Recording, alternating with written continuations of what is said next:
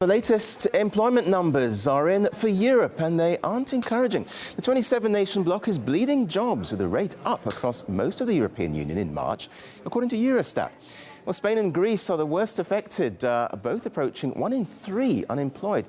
Trailing them are other crisis-hit European states, especially in the south and east.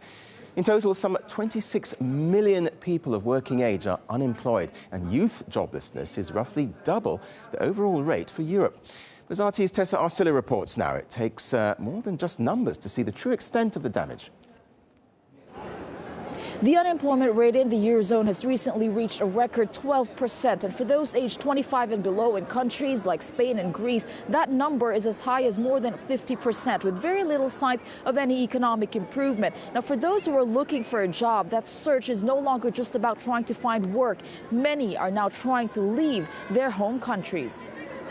Like Nicolo Regalzi, a biology graduate from Italy, now working in a chocolatier in Brussels.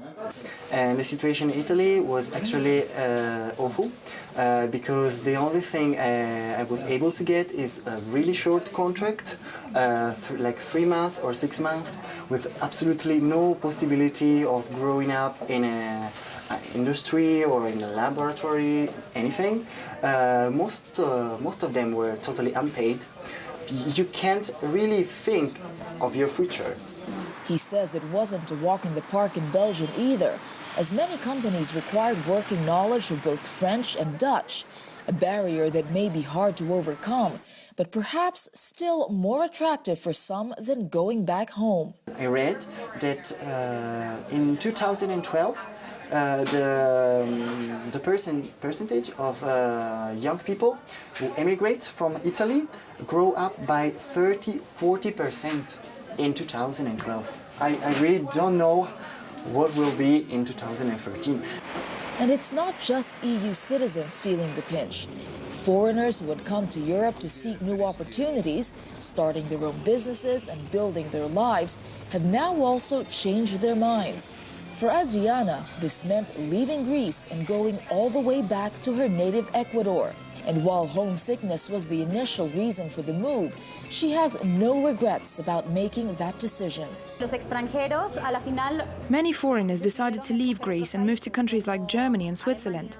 But the Greeks who stayed behind are saying that the situation is really difficult there.